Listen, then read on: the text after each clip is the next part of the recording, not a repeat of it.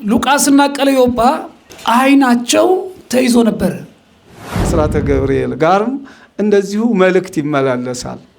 መልእክት ምክንያቱም ሰው መስራት የሚችለውን በጊዜው ካልሰራ ተወቃሽ ነው የሚሆነው፣ ተጠያቂ ይሆናል። ምክንያቱም መክሊቱን ካላተረፈበት ካልሰራበት ወርቁን የቀበረ ተብሎ ይጠየቃል። እና ከልጅነት ጀምሮ እናት አባቶቻችን ስጋ ወደሙን ተቀብለው በእርግዝና ወቅት ስላልተወለድን አንዳንዶቻችን አይነ ጥላው ከማፀን ተወልዶ እንዲሁም ከተወለድን በኋላ በልጅነት ለመናፍስቱ የሚመች አካሄድና አኗኗር ስለሆነ ያለን በመንገዶቻችን እግዚአብሔርን ስም ብንጠራም ግን በማስተዋል ስላልተጓዝን እግዚአብሔርን ሳናስቀድም በሄድንባቸው መንገዶቻችን ሁሉ ክፉ መንፈስ ቀድሞን ዛሬ አይኖቻችን ተይዞ እግዚአብሔርን ሳይሆን የምንፈልገው እኛ የሆነ ከተያዝነው ነገር መላቀቅ ብቻ ነው የምንፈልገው። በቃ እግራችን ከሆነ ተያዘው መራመድ፣ በረከት ከሆነ ያጣነው ገንዘብ። አስራተ ገብርኤል ልጃችን በዘመናዊም በመንፈሳዊም የተማረ አገልጋያችን እዚህ ቦታ ሱባኤ ይዞ ነው ያለው። ምእመናን አይኖቻችን ከተያዙ ስራ አካላቶቻችን ጤነኛ ሊሆን አይችሉም። አቤት አቤት አቤት በመጣንበት መንገድ ጀምረን ያቋረጥናቸው የህይወት አቅጣጫዎቻችን ስንት ናቸው? ቢቆጠሩ እኮ አያልቁ። እንግዲህ አስራተ ገብርኤል እንደውም በረሃውን ገዳሙን ጫካውን በማለት ሲያገለግል ቅዱስ ሚካኤል ና ልጅ እርሱም የሚካኤል ልጅ ነው። መለስ ብለን ግን የመጣንበት መንገድ ስንጓዝ በእውነት እግዚአብሔር ብዙ ድንቅ ስራዎችን ብዙ መልካም ነገሮችን አድርጎልናል። ክፉ መንፈስ ግን በሰውነታችን ያደፈጠው ጠላት በህሊናችን፣ በኑሯችን፣ በመንፈሳዊ ህይወታችን ጭምር በነገራችን ላይ ለጸሎት ስንቆም መች ጸሎቱን ጀምረን መች እንደጨረስነው ሳናቅ ጨርሰነዋል፣ አንብበናል እኮ በቃ ሀሳባችን ተበትኗል። ችግር ታቀፋችሁ ቁጭ አላችሁ፣ በውስጣችሁ እያላችሁ የምታነቡበት የሚያስጨንቅ ጉዳይ ያላችሁ ኑና እግዚአብሔር ምንጊዜም አዳኝ ነው። ጸበሉ የኛ፣ መስቀሉ የኛ፣ እምነቱ የኛ፣ ቅባ ቅዱሱ የኛ። ለኛ ያልሰጠን ምን አለ? እግዚአብሔር በሰጠን ኑና ዳኑ። እግዚአብሔር ያደረገልንን ነገር የሰጠንን ነገር ማስተዋል አቅቶን ባጣነው ነገር ዘውትር የእግዚአብሔርን ስም በምስጋና ሳይሆን እግዚአብሔር ረስቶኛል፣ እግዚአብሔር ትቶኛል፣ የኔ ጸሎት አይሰማም፣ ኃጢአትና በደሌ በዝቷል ብለን የእግዚአብሔር ምሕረትና ቸርነትን ዝቅ አድርገን ኃጢአትና በደላችን ከፍ አድርገን አይኖቻችን ተይዞ ከክፉ መንፈስ ጋር በጋራ ምንኖር በጣም ብዙዎች ነን። ለፍሪጁ፣ ለቴሌቪዥኑ፣ ለቁም ሳጥኑ፣ ለሶፋው ቦታ አለ አይደል እንዴ? ለስጋዊ ምቾት ቦታ የለም? ለእግዚአብሔርስ ቦታ አዘጋጅተናል? ታዘጋጃላችሁ። እግዚአብሔር ከኛ ጋር እንዳለ፣ ክርስቶስ ከኛ ጋር እንዳለ የምናስተውልበትን መንፈሳዊ አይኖቻችንን ወደ ቤተ ክርስቲያን መተን ከአባቶቻችን ከካህናት እግር ስር ቁጭ ብለን ንስሐ ገብተን ተምረን ዘውትር በአምልኮ ህይወት ጠዋትና ማታ እየሰገድን እግዚአብሔርን ካላስቀደምን አይኖቻችን ሊበሩ አይችሉም። ዘንዶን አሸንፏል፣ ስሙን በክብር ጽፏል። ዘንዶን አሸንፏል፣ ስሙን በክብር ጽፏል። ኑና ተጠቀሙ። አድራሻው ደግሞ ለየት ያለ በአዲስ አበባ 24ቱ ካህናት ማዕጠንት የሚያጥኑበት ጥላ ተዘቅዝቆ ያልተለመነበት በአዲስ አበባ የመጨረሻዋ የተመሰረተች ቤተ ክርስቲያን ግን ከሁሉም ድንቅ የሆነ አገልግሎት የሚገለገልበት የካባዶ G7 መብረቁ ቅዱስ ሚካኤል ነው። ሰይጣን ይላል መብረቅ አይሳጠኝ ብሎ ከማለ በቃ ሂዷል። ሚካኤል ደግሞ አይኑ ዘርግ በልብሱ ዘመብረቅ። እንደውም ዘንድሮም ራሱ መብረቅ በየዓመቱ ይወርዳል መብረቁ። ይገርማችኋልና ላይ ምልክቷል እንዲህ እየወረደ የመጣበትን ብላኛለች ለምለም። አንድ ቀን በኤግዚቢት ሄደን ሁሉ እናየዋለን። ስለዚህ የካባዶ G7 መብረቁ ቅዱስ ሚካኤል ለትራንስፖርት ምቹ፣ ለደካሞች ምቹ፣ ለጸበሉ ምቹ፣ ቦታው ምቹ ነው። ስለዚህ ለሱባኤ ደግሞ ምቹ፣ በቃ አዳራሽን እንሰራለን፣ ቦታው ምቹ። አረ በዚህ እንሰራዋለን ደግሞ ማንከልክሎን አይደለ? እና ሁላችሁ የመጣችሁ የዚህ የፈውስ የድህነት አገልግሎት ተጠቃሚ ሁኑ። እግዚአብሔር የማዳኑ ቀን ዛሬ ነው። የመዳን ሰዓት አሁን ነውና ለዚህ ጊዜ ቀጠሮ መስጠት አያስፈልግም። መምጣት ከእናንተ ይጠበቃል። ማዳን የእግዚአብሔር፣ ማዳን ያሳዳጊያችን የቅዱስ ሚካኤል፣ ማዳን የእመቤታችን የድንግል ማርያም። እነሱ ደግሞ ልጆቻቸውን ያዛሉ። ይኸው ታዘናል አለን። እናንተም እግዚአብሔር በጤና ያኖርልን። በስመ አብ ወወልድ ወመንፈስ ቅዱስ አሐዱ አምላክ አሜን። ክርስቶስ ተንሥአ እሙታን አሰሮ ለሰይጣን ሰላም ሆነ። የተከበሩ አባታችን ክቡር ቀሲስ ክብረ ሞገስ አባተ የዚህ ደብር የዚህ ጸበል ስፍራ የበላይ ጠባቂ አስተዳዳሪ፣ አባቶቼ ካህናት፣ ወንድሞቼ ዲያቆናት፣ ከዚህ የተሰባሰባችሁ ምእመናን እንደምን አደራችሁ? እንደምን አረፈዳችሁ? እንደምን ሰነበታችሁ? አምላካችን እግዚአብሔር ስሙ የተመሰገነ ይሁን። የእግዚአብሔርን ቃል መነሻ አድርገን እየተማማርን ለምን እዚህ እንደመጣሁኝ እናንተም ደግሞ ለምን እዚህ እንደመጣችሁ እግዚአብሔር በዚህ ስፍራ ለምን እንዳሰባሰበን ከዚህ ቀጥሎ ምን መሆን እንዳለበት እንድንነጋገር ይረዳን ዘንድ በዚህ በሉቃስ ወንጌል ምዕራፍ 24 ቁጥር 16 ላይ ነገር ግን እንዲያውቁት ዓይናቸው ተይዞ ነበር። እስቲ ቃሉን አንድ ላይ በጋራ እንላለን። ነገር ግን እንዲያውቁት ዓይናቸው ተይዞ ነበር። የቃሉ ባለቤት አምላካችን እግዚአብሔር ስሙ የተመሰገነ ይሁን። ቀደም ሲል እንደነገርኳችሁ ይህንን ቃል የምናገኘው በዚህ በሉቃስ ወንጌል ምዕራፍ 24 ቁጥር 16 ላይ ነውና ሁለት የጌታ ሰዎች ስማቸው ሉቃስና ቀሌዮጳ የሚባሉ ሁለቱም በጋራ ሆነው እየተነጋገሩ ቁጥር 13 ላይ እነሆም ከነርሱ ሁለቱ በዚያ ቀን ከኢየሩሳሌም 60 ምዕራፍ ያክል ወደሚርቅ ኤማሁስ ወደሚባል መንደር ይሄዱ ነበር። ወዴት መንደር? ምን የሚባል መንደር? ኤማሁስ። እየተነጋገሩ ነበር። ስለምን ነበር የሚነጋገሩት? ስለ ጌታችን፣ ስለ አምላካችን፣ ስለ መድኃኒታችን ስለ ኢየሱስ ክርስቶስ ስለነበረው ፍቅር፣ ቸርነት፣ ትህትና፣ ደግነት ተግባራቱ እያሰቡ ይህን ሁሉ አድርጎ ለምንድን ነው የተሰቀለው? ለምንድን ነው የተገረፈው? ለምንድን ነው ከመቃብር የወረደው? በእውነት ግፍ ደርሶበታል እያሉ ይነጋገሩ ነበር። ይህን በሚነጋገሩበት ጊዜ ስሙን እያነሱ እያወሩ ስለ ክርስቶስ ሲጓዙ ወደ ኤማሁስ ሲሄዱ ከመካከላቸው ማን ነበረ? ራሱ ክርስቶስ ከመካከላቸው ነበረ። አያችሁ፣ ስለ እግዚአብሔር ዘውትር በጉዞአችን በምንነጋገርበት ጊዜ እግዚአብሔር ስላደረገልን መልካም ነገር፣ እግዚአብሔር ስለከፈልልን ትልቁ ዋጋ፣ ስላሻገርን ባህር፣ ስላስቆመልን ንፋስ፣ ስለረዳን ስለሆነው ነገር ሁሉ የእግዚአብሔርን ስም አንስተን ስነጋገር ከኛ ጋር ማን ይሆናል? ከኛ ጋር ማን ይሆናል? አያችሁ፣ እዚህ ስፍራ ስትመጡ ማንን ብላችሁ ነው የመጣችሁት? አዎ፣ እዚህ ስፍራ ስንመጣ ተይዘን ለመፈታት ከማን ቤት መጣን? ከእግዚአብሔር ቤት መጣን። ነገር ግን ከመካከላቸው እግዚአብሔር ቢገኝም እግዚአብሔርን ግን እንዳያስተውሉት ምን ሆነው ነበር? ዓይናቸው ምን ሆኖ ነበረ? ተይዞ ነበረ። አንዳንዶቻችን ከዚህ ስፍራ ስንመጣ የመጣንበት ስፍራ የት እንደሆነ ማን እዚህ ጋር እንዳለ ከማን ቤት እንደመጣን ባለማስተዋል የእግዚአብሔርን ቤት መቼስ እኛ እንድንድንበት እንድንፈወስ የተሰጠን ይህ ቅዱስ ስፍራ ነውና እግዚአብሔር እንድንፈወስበት በቅዱሳን መላእክቱ በጻድቃን በሰማዕታቱ ተራዳይነት እና ምሕረት የሰጠንን ጸጋ እያጣን እንመጣለን። ከኔ ጋር ናችሁ?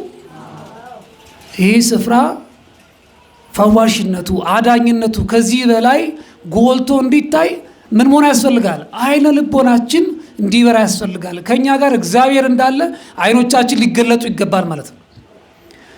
እነዚህ ሁለቱ ሉቃስና ቀሌዮጳ አይናቸው ተይዞ ነበር። ምእመናን፣ አይኖቻችን ከተያዙ ስራ አካላቶቻችን ጤነኛ ሊሆን አይችሉም። አንድ ሰው አይኑ ከተያዘ ማየት ካልቻለ መጓዝ ይችላል እንዴ? መጓዝ ይችላል እንዴ? መራመድ ይችላል? ይኸውላችሁ ሁለቱም ሉቃስና ቀሌዮጳ የተያዘው አይኖቻቸው የስጋ አይኖቻቸው አልነበረም። በስጋ አይኖቻቸው ማንን እያዩ ነው? እየተነጋገሩ አለን፣ እያወሩት ነበረ።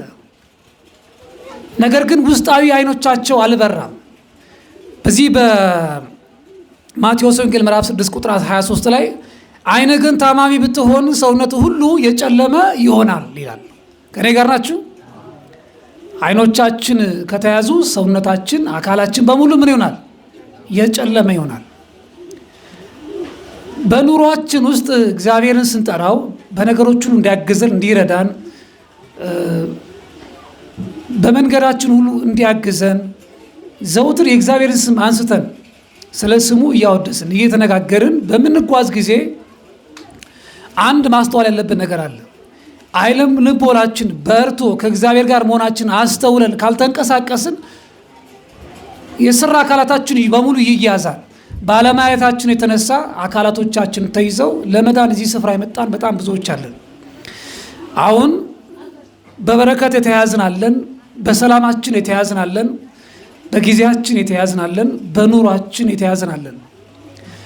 የሰላቢ ርኩስ መንፈስ በእጆቻችን ላይ ቁጭ ብሎ የነካነውን ሁሉ እያበላሸ ደሞዝ በእጅ ሲገባ እንዴት አድርጎ ገንዘባችንን ማስወጣት እንዳለበት እኛ ሌሊት ተኝተን እሱ ሌሊት አይተኛም። ስለ ነገው እያሰላ ያድራል። ከኔ ጋር ናችሁ? አይኖቻችን ተይዘዋል። ከልጅነት ጀምሮ እናት አባቶቻችን ስጋ ወደሙን ተቀብለው በእርግዝና ወቅት ስላልተወለድን አንዳንዶቻችን አይነ ጥላው ከማፀን ተወልዶ እንዲሁም ከተወለድን በኋላ በልጅነት ለመናፍስቱ የሚመች አካሄድና አኗኗር ስለሆነ ያለን በመንገዶቻችን እግዚአብሔርን ስም ብንጠራም ግን በማስተዋል ስላልተጓዝን እግዚአብሔርን ሳናስቀድም በሄድንባቸው መንገዶቻችን ሁሉ ክፉ መንፈስ ቀድሞን ዛሬ አይኖቻችን ተይዘው በተለይ በቤተሰብ በኩል የሚመጣው የቤተሰቡ ዛር አይነ ጥላውና ርኩሳን መናፍስቱ አይኖቻችንን አሳውረውን ለሌሎች መናፍስቶች መግቢያ በር ሆነዋል። ከኔ ጋር ናችሁ? በበረከት ተይዘናል። አሁን በረከት አተን በጣም ተቸግረናል። እግዚአብሔር ያደረገልንን ነገር የሰጠንን ነገር ማስተዋል አቅቶን ባጣናው ነገር ዘውትር የእግዚአብሔርን ስም በምስጋና ሳይሆን እግዚአብሔር ረስቶኛል፣ እግዚአብሔር ትቶኛል፣ የእኔ ጸሎት አይሰማም፣ ኃጢአትና በደሌ በዝቷል ብለን የእግዚአብሔር ምሕረትና ቸርነትን ዝቅ አድርገን ኃጢአትና በደላችንን ከፍ አድርገን አይኖቻችን ተይዞ ከክፉ መንፈስ ጋር በጋራ ምንኖር በጣም ብዙዎች ነን። ባለጋራችሁ ዲያብሎስ እኮ ነው የተባለው አይደል እንዴ? ምናችሁ ዲያብሎስ? ባለጋራነቱ ጠላትነት ላይ ብቻ አይደለም። ባለጋራ ማለት የሚጋራ ማለት ነው። በረከትን የሚጋራ እግዚአብሔር በሰጠ በረከት ላይ ጣልቃ ይገባና ምንን ይጋራል? በረከትን ይጋራል። በጣም ነው የሚገርመው። በረከታችንን ሲጋራ እኛ እናስተውለው። ከኔ ጋር ናችሁ? ለምን? አይኖቻችን ተይዘዋል። አይነ ጥላው አይኖቻችንን ስለያዘ እጃችን ተይዟል። ምንድን ነው የሚለው ቃሉ? እንግዲህ አይነ ግን ታማሚ ብትሆን ሰውነቱ ሁሉ ምን ይሆናል? የጨለመ ይሆናል። እጆቻችን ጨለመብን እኮ። አሁን በእጃችን የገባ ነገር ሁሉ አይበረክትም። የነካነው ነገር ሁሉ ይበላሻል። አይደለም እንዴ? ነው አይደለም? ሆዳችን ታማሚ ሆነ። ከኔ ጋር ናችሁ? ሆዳችን ምን ሆነ? በምግብ በመጠጥ በገባው መተት ምክንያት ሆዳችን ታማሚ ሆነ። ጨጓራ እንላለን፣ በቃ ይሄ ቁርጠት እንላለን። ሳይንሱ ብዙ አይነት ትንታኔ ይሰጠዋል። እግሮቻችን ተያዙ፣ ጠላት አሰረን፣ ወይም ማብር አንከርት ነው የገባው። በቃ በየስፍራው ስንንከራተት ስንበር እንኖራለን ማለት ነው። ምክንያቱም ምን ስለሆነ? አይናችን ምን ስለሆነ? ከኔ ጋር ናችሁ? አይኖቻችን ተይዘዋል። አይኖቻችን ሲያዙ ሰውነታችን የጨለመ ይሆናል። ሰውነታችን የመጨለሙን መጠን እዚህ ማቴዎስ ሲናገር እንግዲህ በአንተ ያለው ብርሃን ጨለማ ከሆነ ጨለማ ውስጥ እንዴት ይበረታ? ከኔ ጋር ናችሁ? አሁን እኮ እዚህ ስፍራ የመጣ ነው በኑሯችን ውስጥ ጨለማው በርትቶብን ነው። አይደለም እንዴ? ነው አይደለም? ኧረ ድምጻችሁ እየሰሙ አይደለም? ነው አይደለም? ማን ያብራልን? ማን ብርሃን ይሁነን? እግዚአብሔር ብርሃን ካልሆነ በቀር እግዚአብሔር ማስተዋሉን ካልሰጠን በቀር ብርሃን ሊሆን አይችልም። ከኔ ጋር ናችሁ? በጤናችን፣ በህሊናችን፣ በኑሯችን፣ በትዳራችን የታሰርን አለን። ሰላም አጥተን ምን እንጨነቃለን? በትዳር መካከል ጣልቃ ገብቶ ፍቅር የሚያሳጣና መደማመጥን የሚያሳጣ የሚያጨቃጭቅ የሚያጣላ የሚያበጣብጥ ማን ነው? ማን ነው? በቃ አይናችንን ሲይዝ ኑሯችንን፣ ትዳራችንን፣ ህይወታችንን ጠቅላላ ይቆጣጠረዋል። በቃ አይን ከተያዘ እኮ በቃ ወዴት እንደምንሄድ አንችልም። ወዴት እንደምንሄድ ማወቅ አንችልም። ከኛ ጋር ያለው ማን እንደሆነ ማስተዋል አንችልም። እግዚአብሔር ያደረገልን ነገር ማስተዋል አንችልም። መለስ ብለን ግን የመጣንበት መንገድ ስንጓዝ በእውነት እግዚአብሔር ብዙ ድንቅ ስራዎችን ብዙ መልካም ነገሮችን አድርጎልናል። ክፉ መንፈስ ግን በሰውነታችን ያደፈጠው ጠላት በህሊናችን፣ በኑሯችን፣ በመንፈሳዊ ህይወታችን ጭምር በነገራችን ላይ ለጸሎት ስንቆም መች ጸሎቱን ጀምረን መች እንደጨረስነው ሳናቅ ጨርሰነዋል፣ አንብበነዋል እኮ በቃ ሀሳባችን ተበትኗል። አየር ላይ ያሉ መናፍስቶች በሰውነታችን ውስጥ ያደፈጡ ከእናት ከአባት ከቅድሚያት የመጡ በሄድንባቸው በተጓዝንባቸው መንገዶች ላይ እግዚአብሔርን ሳናስቀድም በተጓዝናቸው ስፍራዎች ላይ ክፉ መናፍስት ቀድመውናል። አልቀደሙንም ወዳጆቼ?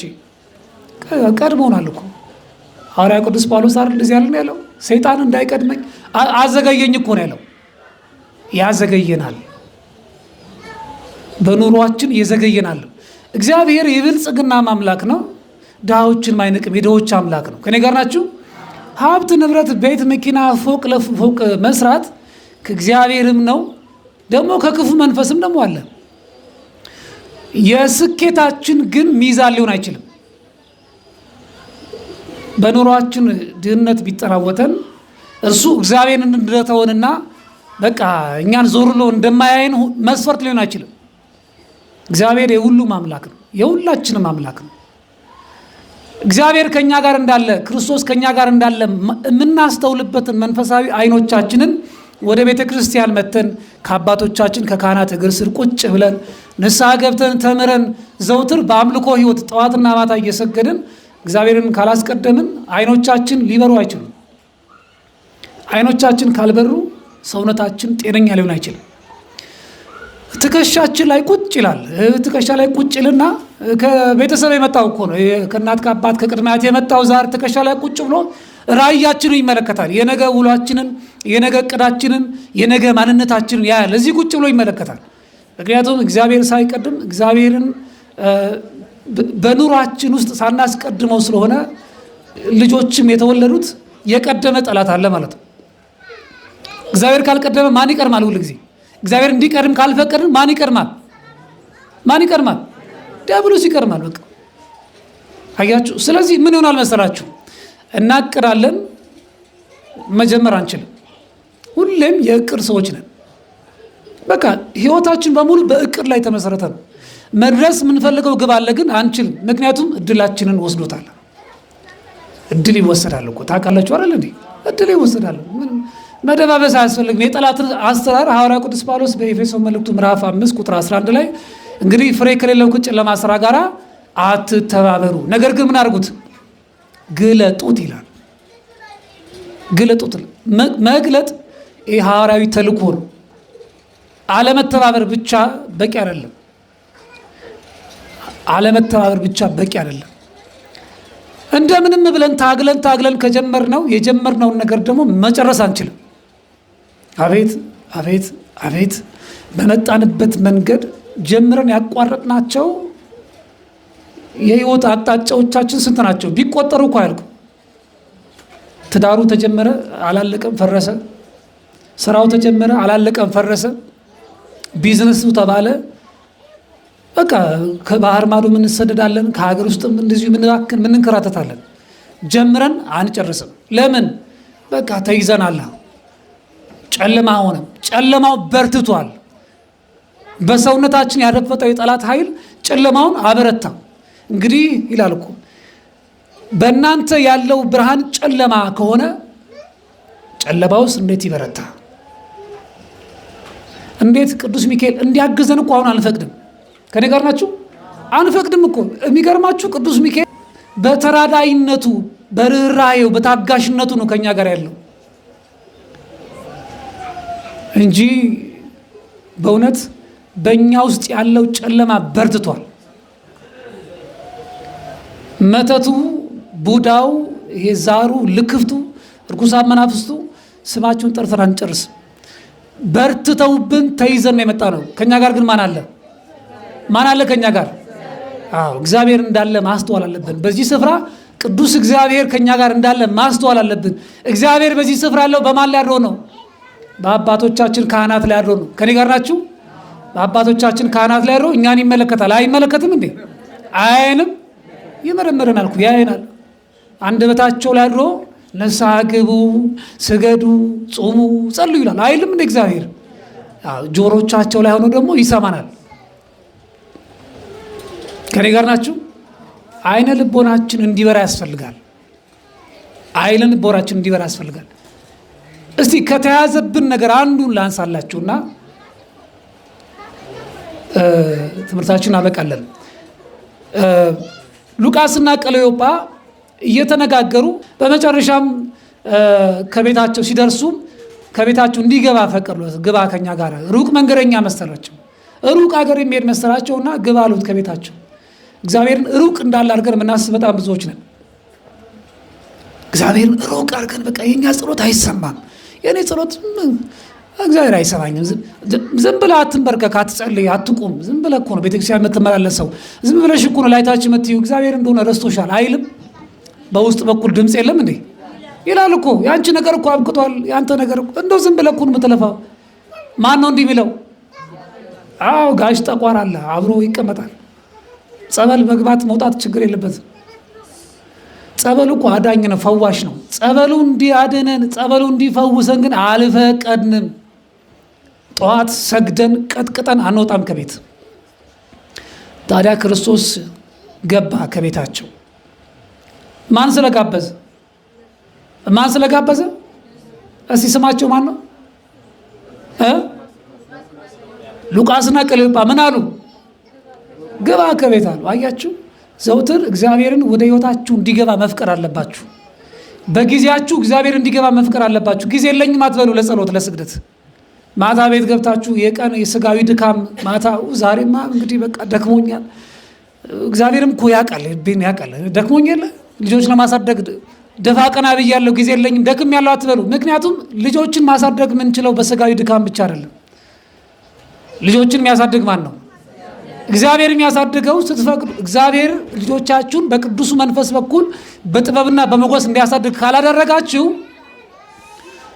ልጆች ይኸውላችሁ እንኳንስ ነገ ተምረው አድገው ሰው ሆነው ሊጦራችሁ ይቅርና ለራሳቸው ሰው መሆን አቅቷቸው በቃ በየጫት ቤቱ በየመጠጥ ቤቱ የሲጋራው ጭፈራ፣ የዘመኑ ፋሽን የዘመኑ መንፈስ ደግሞ አለ።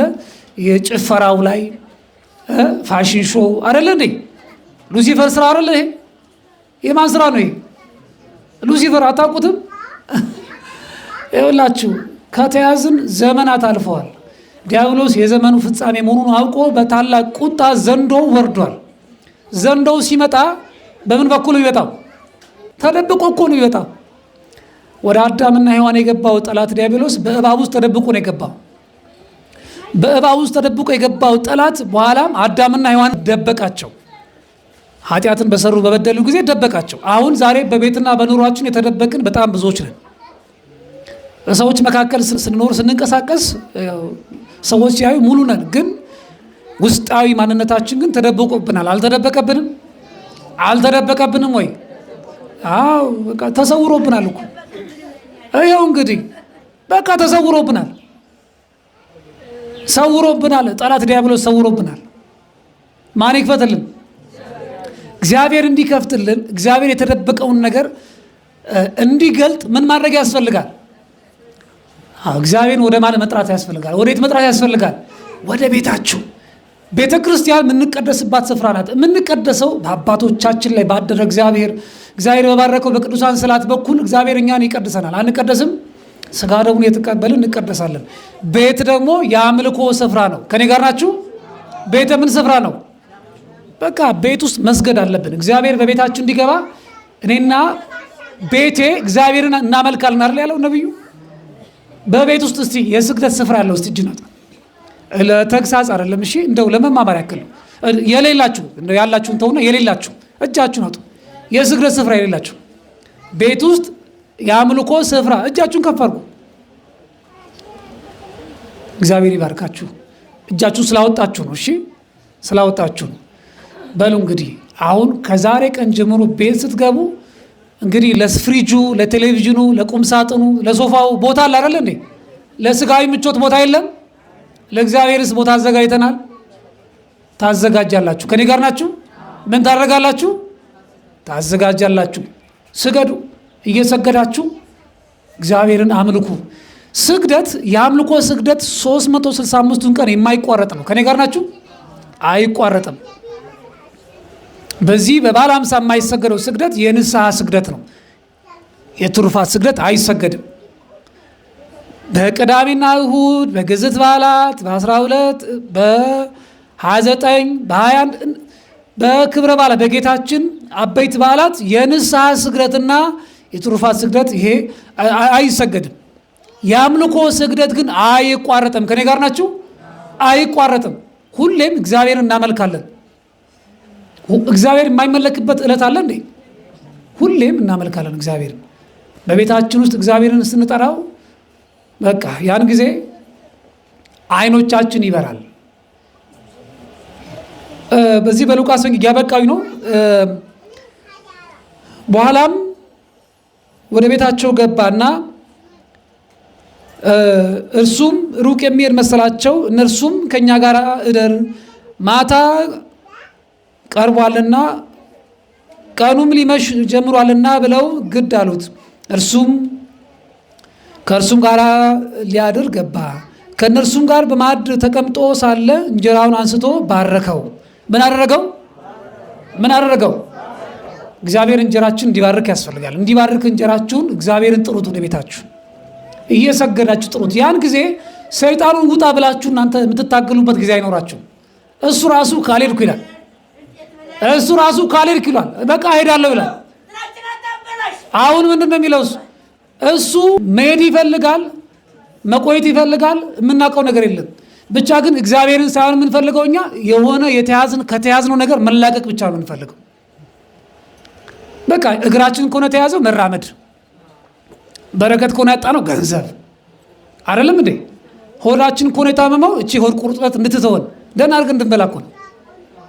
ወገባችን ከሆነ ተያዝነው ለመቀመጥ፣ ለመተኛት፣ ለመቆም እንዲመቸን ነው አይደለም እንዴ? አልሰግድም አልንበረከክም ባለው ዲያብሎስ ምትክ የተፈጠርነው እኛ እንሰግዳለን እንንበረከካለን የሚል ማንነት ባህሪ ሰጥቶ ነው የፈጠረን። ግን እኛ መገዛት አንፈልግም። ከኔ ጋር ናችሁ? ስለዚህ ባረከውና ምን አደረገ? ቆርሶም ሰጣቸው። አይናቸውም ምን ሆነ? አይናቸው ምን ሆነ? ተከፈተ። አመስግኑስ እግዚአብሔርን። ኧረ አመስግኑ በደንብ ብላችሁ ሰልሱት፣ እልል ብላችሁ አመስግኑ።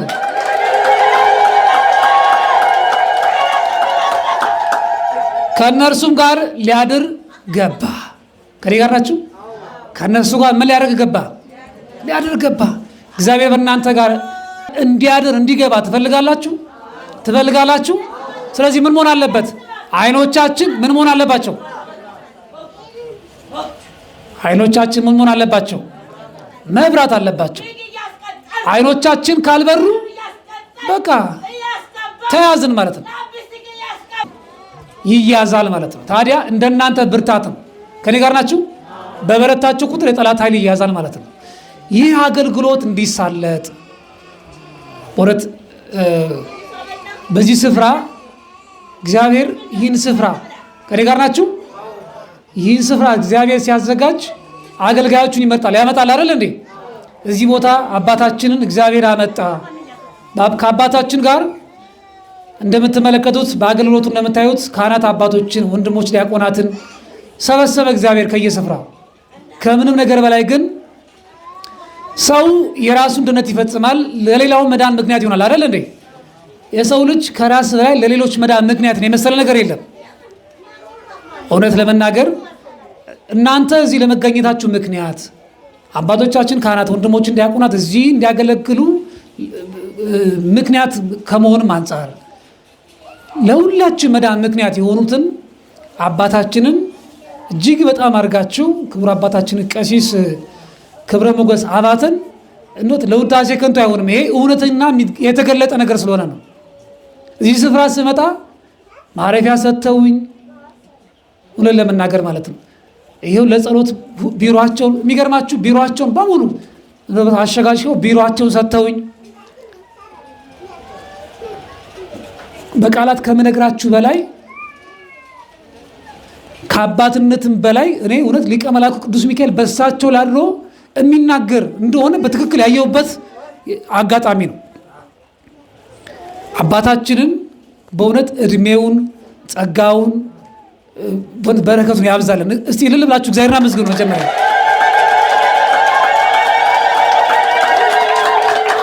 በዚህ ዘመን እውነት በዚህ ዘመን ብዙዎች የመዳን እንቅፋት ሲሆኑ ብዙዎች እመቤታችን ቅድስት ድንግል ማርያም በአደባባይ ክብሯን ዝቅ ያደረጉ መስሏቸው ክብሯ ግን ከፍ ከፍ እንደሚል እንደምን በዛ አላወቁ። በሚያቃልሉ ዘመን እናንተ እንድትድኑ እንድትፈወሱ ከአጋንንት እስራት ነፃ እንድትሆኑ ልጆቼ እሺ እያሉ እያወሩ እየሰማችሁ ነው። በጣም ታድላችኋል እኮ በእጅ ያዙት ወርቅ ነው። እናንተ እኚህን የመሰለው አባት እግዚአብሔር ስለሰጣችሁ እግዚአብሔርን ማመስገን አለባችሁ። እግዚአብሔርን ማመስገን አለባችሁ። በእውነት እውነቴን ነው የምላችሁ። እና ቅዱስ ሚካኤል እዚህ ቦታ ላይ ስራውን እንዲሰራ ከመፍቀድም በላይ የባለ ብዙ ራእይ ባለቤት ናቸው። ብዙ ነው እቅዳቸው፣ ብዙ ነው ህልማቸው። ስለዚህ ህልማቸው እንዲሳካ ካሰብንበት ቦታ እንድንደርስ መከፈት ያለባቸው እንዲከፈት የታሰሩትም እንዲፈቱ እናንተም በሁሉ ነገር ከአባታችን ጎን መቆም አለባችሁ። ከኔ ጋር ናችሁ? ማን ከኛ ጋር ይሁን? ማን ከአባታችን ጋር ይሁን? እስቲ እልል ብላችሁ እግዚአብሔርን አመስግኑ። ስለዚህ ያስተማረን የመከረን የገሰጸን የአባቶቻችን አምላክ የእኛም አምላክ ልዑል እግዚአብሔር ስም የተመሰገነ ይሁን። መልካም ቃለ ሕይወት ያሰማልን። ለአስራተ ገብርኤል የአገልግሎት ዘመናቸውን ይባርክ። ያው እኔ አንተ ነው የምለው ልጄ ስለሆነ ማለት ነው። እናንተ ደግሞ እግዚአብሔር በብዙ ነገር አባት ይሰጣል። በወንጌል መምህራን አንቱ ነው አይደል የሚባሉት። እንደገናም ደግሞ ከጥንተ ጠላታችን ከሰይጣን ጋራ በብዙ ነገር ታግለው ማሸነፍ በራሱ ይሄ እግዚአብሔር በጎ ስጦታ ነው። ዛሬ እስካሁን በዚህኛው እያደረግን አገልግሎት እየሰጠን ነው። ቅዳሜ ገድለ ማዘል፣ የመስቀል መታሸት ይሄን አስባችሁም የመጣችሁ ካላችሁ አለ። አሁን ግን ምህላ ቀን እንደመሆኑ አይታችኋል። መሐረና በዚህ ሰዓት ምህላ የሚያደርስ ገዳም ራሱ እንደው ደከም ብሏቸው የሚተውት ይመስለኛል። ዘመነ ፋሲካ ነው ብለው የሆነ ሆኖ እግዚአብሔርን ለማመስገን እንዳሉት መምህራችን እርሱን ለማምለክ ዘመነ ፋሲካ የስጋ ወራት ሊገድበን አይገባም። ስለዚህ ከ1 እስከ 7 የማይቋረጥ ምንጊዜም ምህላ ስላለ በዚህ የምህላው ትሩፋት ነው። እዚች አትሮንስ ካለችበት ላይ ነው እናንተ የቅባ ቅዱስ የቅባ ሜሮን አገልግሎቱን ታገኛላችሁ። ዛሬ የትውውቅ ስለሆነ አስራተ ገብርኤልን አናግዘው፣ በቃ አናግዛቸው። እስከ ማታ 10 ሰዓትም መቆየት ካለባቸው 2 ቃል የምናገረው እናንተንም እኔንም ወክዬ ነው። ይቆያታል እና አናግዝም። ምክንያቱም እኛ እስከዛሬ ደክመን የለ ሰርተን የለ እንዴ አጋዥ ከመጣማ በደንብ ልፋ ብሎ በደንብ ማስለፋት ነው እንጂ በደንብ ማሰራት ነው እንጂ እግዚአብሔር ጸጋውን ያብዛልን። ኃይለ አጋንንትን፣ ጸባ አጋንንት፣ መናፍስት ርኩሳንን ይሰርልን በኑሯችን በጤናችን፣ በፍቅራችን፣ በሰላማችን፣ በበረከታችን የገባውን በሙሉ እግዚአብሔር ያስወጣልን። ዓይናችን ባየው ቀድሞ እሱ እያየ እሱ እየከለከለ የኃጢአት መጋረጃ ሆኖ ጸሎታችን እንዳይሰማ እግዚአብሔርን እንዳናይ ያደረገንን ክፉ መንፈስ ከነ አሰራሩ በጣጥሶ ይጣልልን። የእግዚአብሔር ኃይል ይገለጥ። የእግዚአብሔር ማዳን ይገለጥ። ቅዱስ ሚካኤል በእሳት ሰንሰለት ይግረፈው። ቅዱስ ሚካኤል በእሳት ሰይፉ ቆራርጦ ይጣለው። ምክንያቱም ቅዱስ ሚካኤል የመጀመሪያውም ቆራርጦ የጣለው እርሱና ሰራዊቱ ናቸው። ስለዚህ ከድል አድራጊው ጋር መንበረ ጸባዖትን ወይንም የሥላሴን መንበር የእግዚአብሔር ባለሟል ማን እንደሆነ ኑዑዩ ነው የተባለው። የቃና ዘገሊላ ዕለት በቀስተ ደመና ታጅቦ ባለብዙ ግርማው ቅዱስ ሚካኤል የእግዚአብሔር ባለሟል ለጠላታችን ለሰይጣንና ለአሰራሩ ፍቱን መድኃኒት ቅዱስ ሚካኤል ነው። አሁንም ቅዱስ ሚካኤል ከፊት እየቀደመ ኃይለ አጋንንትን ድል ያድርግልን። እግዚአብሔር በበረከቱ ይባርክልን። እዚህ ሲመጣ በመጀመሪያውኑም ተቀድሷል። አሁን ለእናንተ እንደምታዩት ነው እንጂ ሱባኤ ተይዞበት ነው የከረመው፣ እውነቱን ስንነግራችሁ። ምክንያቱም እኛ ደግሞ ከእናንተ የምንደብቀው የምንሸሽገው ነገር የለም።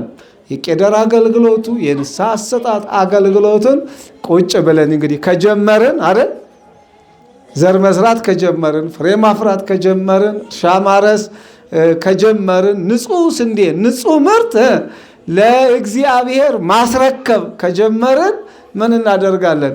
እርፉን፣ ቀንበሩን፣ አጠቃላይ ምርጥ ዘሩን ይህንን ምን እናደርጋለን? እናስተካክላለን። እግዚአብሔር ያግዘን። የእግዚአብሔር ቅዱስ መንፈስ ይደርበት። እግዚአብሔር በሕይወታችን ይግባ። እግዚአብሔር በጤናችን ይግባ። እግዚአብሔር በጎደለብን ነገር ሁሉ ይግባ። እግዚአብሔር የኃጢአት እስራታችንን የሰይጣን እስራታችንን ቆራርጦ በጣጥሶ ይጣልልን።